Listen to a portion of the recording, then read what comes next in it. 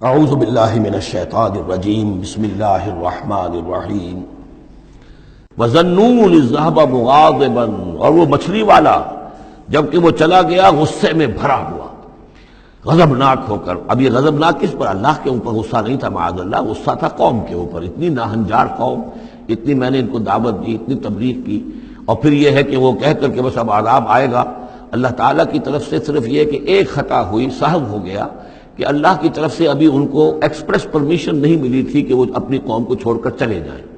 جیسے حضور ہمیں معلوم ہوتا ہے سیرت سے کہ منتظر رہے، باقی سب لوگوں کو آپ نے اجازت دے دی تھی مدینے چلے جاؤ، لیکن آپ منتظر تھے کہ اللہ تعالیٰ کی طرف سے واضح اجازت ملے۔ رسول اپنی جگہ نہیں چھوڑ سکتا جب تک کہ اللہ کی طرف سے حکم نہ آ جائے۔ بس یہ ان سے اپنے، چونکہ وہ حمیت حق، وہ حق کی غیرت اتنی تھی، اس جوش میں آ کر اپنی قوم سے ناراض ہو کر یہ ایک صاحب ان سے ہو گیا۔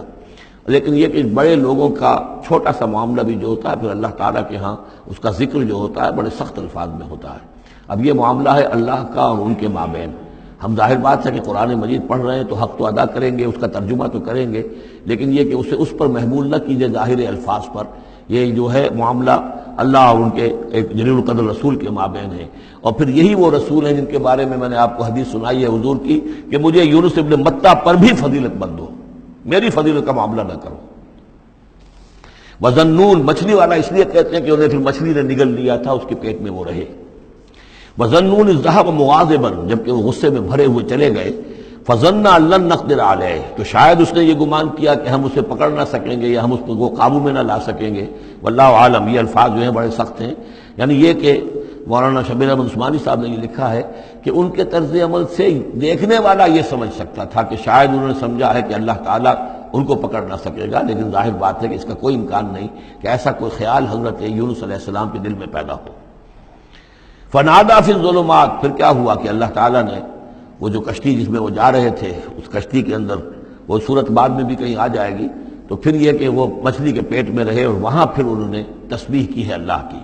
فنادا فی الظلمات، تو پھر وہ اس تاریکی کے اندر مچھلی کے پیٹ میں اللہ تعالیٰ کو پکارتے رہے، اللہ الہ الا انت سبحانک انی کنت من الظالمین، کہ تیرے سوا کوئی الہ نہیں ہے، تو پاک ہے اور یقیناً میں نے ہی ظلم کیا، میں خطا کار ہوں، مجھ سے غلطی ہوئی ہے، اے اللہ معاف فرما دے۔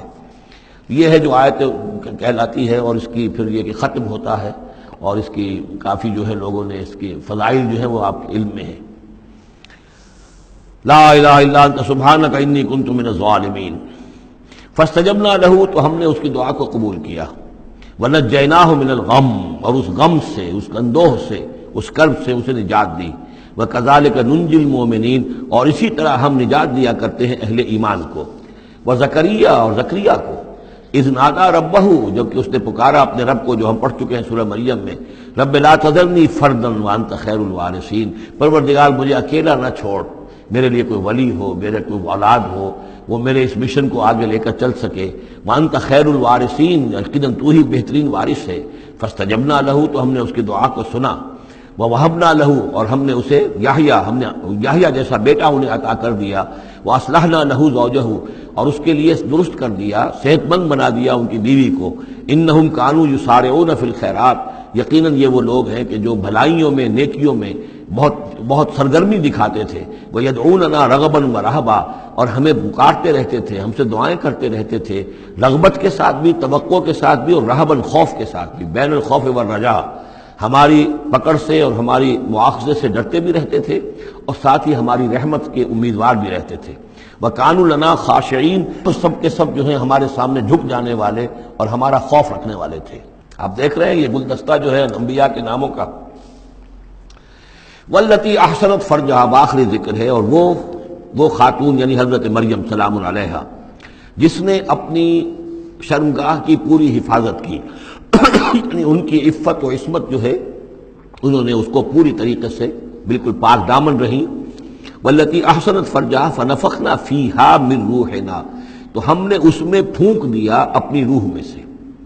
یہی لفظ کن جو ہے وہی ایک جو ذریعہ بن گیا۔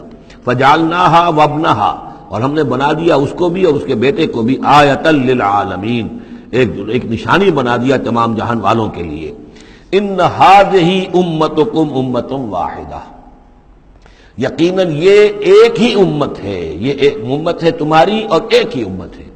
یعنی ویسے تو امت ابراہیم اور امت اسماعیل اور امت موسیٰ اور امت عیسیٰ اور امت محمد، یہ بہت سی امتیں ہیں دنیا میں، لیکن یہ جو ہے یہ سب ایک امت تھے، ایک ہی دین تھا۔ کان الناس امۃ واحدۃ، تمام انسان شروع میں ایک ہی امت تھے، لیکن بعد میں یہ کہ لوگوں نے پگڈنڈیاں نکال لی، غلط راستوں پر مڑ گئے، ہوتے ہوتے وہ غلط راستے اتنے دور چلے گئے ہیں کہ پہچانی ہوئی صورت بھی پہچانی نہیں جاتی۔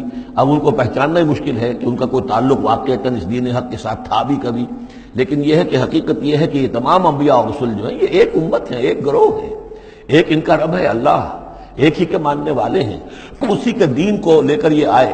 ہاں شریعتوں میں زمانے کے ارتقاء کے ساتھ ساتھ، حالات کی تبدیلی کے ساتھ، شریعتوں کے اندر اور تفصیلی احکام میں کچھ فرق واقع ہوتا رہا۔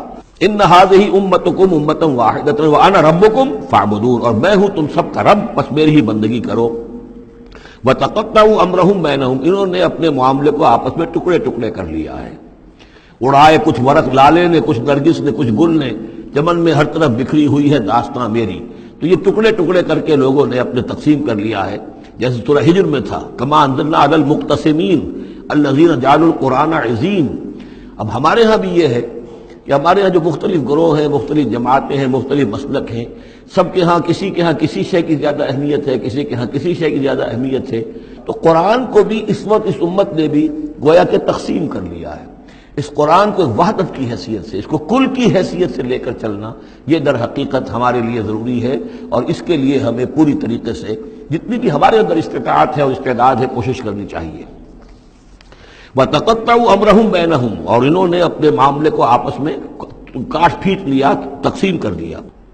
كُلٌّ إِلَيْنَا رَاجِعُونَ، یہ سب کے سب بالآخر ہماری طرف لوٹنے والے ہیں۔ فَمَن يَعْمَلْ مِنَ الصَّالِحَاتِ وَهُوَ مُؤْمِنٌ، تو جو کوئی بھی نیک عمل کرے گا بشرطے کہ وہ مومن ہو۔